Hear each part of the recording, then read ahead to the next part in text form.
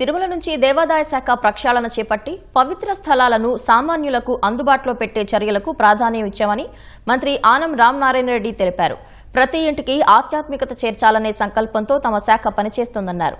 గత ప్రభుత్వంలో దేవాలయాలకు హిందూ దేవుళ్లకు కూడా భద్రత లేని పరిస్థితులు ఉన్నాయన్నారు.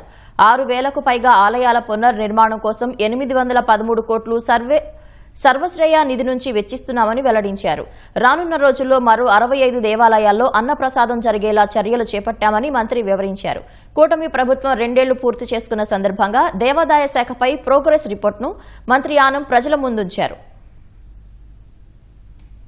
దేవాలయాలు కూడా సమాజంలో భాగం అనేటువంటిది మర్చిపోయేటువంటి పరిస్థితులు గడిచిన ప్రభుత్వం కల్పించినటువంటి విషయాన్ని ఒకసారి మనం గుర్తించుకోవాలి. ఆ పరిస్థితుల నుంచి ఇవాళ ఒక మెరుగైనటువంటి జీవన విధానంలోకి సమాజానికి అవసరమైనటువంటి దైవ శక్తిని అందించడంలో ఈ ప్రభుత్వం గౌరవ ముఖ్యమంత్రి చంద్రబాబు నాయుడు గారి యొక్క ఆలోచనతో ఈ శాఖని ప్రక్షాళన చేస్తూ ఆ సంకల్పంతోనే ఈ శాఖ పనితీరు ప్రారంభించడం జరిగింది. పరిపాలనలో కూడా మార్పులు తీసుకొచ్చాం.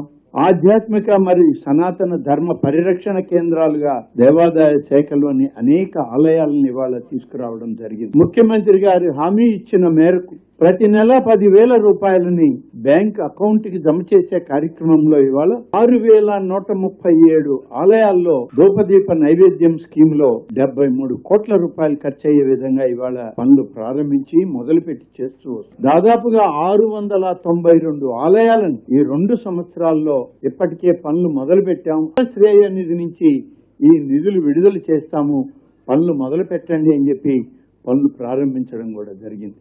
తిరుమల తిరుపతి దేవస్థానం యొక్క సౌలభ్యంతో రాష్ట్ర దేవాదాయ శాఖ ద్వారా భజన మందిరాలను నిర్మించాలని, ఈ భజన మందిరాలు కూడా శ్రీవాణి ఆలయాల కింద ప్రతి ప్రాంతంలో, ప్రతి కాలనీల్లో, ప్రతి వాడలో ఎక్కడైతే మాకు ఆలయం లేదు, ఆలయం కావాలని అడుగుతారో ఆ యొక్క ఆలయాలు నిర్మాణానికి మొదటగా 5,000 ఆలయాలను నిర్మాణం చేయాలని చెప్పి శ్రీవాణి భజన మందిరాల కార్యక్రమంలో ఈ 5,000 భజన మందిరాలు నిర్మాణం చేయడానికి 750 కోట్ల రూపాయలని ఇప్పటికే కేటాయించాము. ఈ సంవత్సరం అనేక ఆలయాల్లో SOPలు ఇవ్వడం జరిగింది. మా దేవాదాయ శాఖ డిపార్ట్మెంట్ అధికారులు గాని, పాలకవర్గ సభ్యులు గాని నిత్య పూజా కైంకర్యాల్లో వీళ్ల ప్రమేయం ఉండకూడదని చెప్పి తొలగించడం జరిగింది. కేవలం ఆగమ పండితులు, అర్చకులు, పూజారులు వాళ్లే అక్కడ పూజా కైంకర్యాల మీద నిర్ణయం. టెంపుల్ మేనేజ్మెంట్ సిస్టమ్ తీసుకొచ్చి డిజిటలైజ్ చేసి కార్యక్రమాన్ని నిర్వహిస్తూ ఉన్నాం. అనేక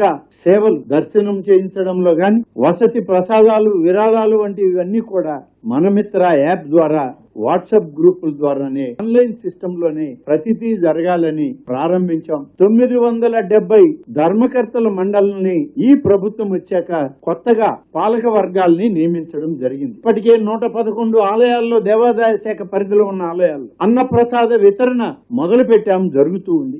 మరొక 65 ఆలయాల్లో అన్నప్రసాద వితరణ జరగాలి, ఏర్పాట్లన్నీ పూర్తి చేయండి అని చెప్పి ఇటీవలే గౌరవ ముఖ్యమంత్రి గారు వారి సమీక్షలో మాకు ఆదేశాలు ఇవ్వడం కూడా జరిగింది.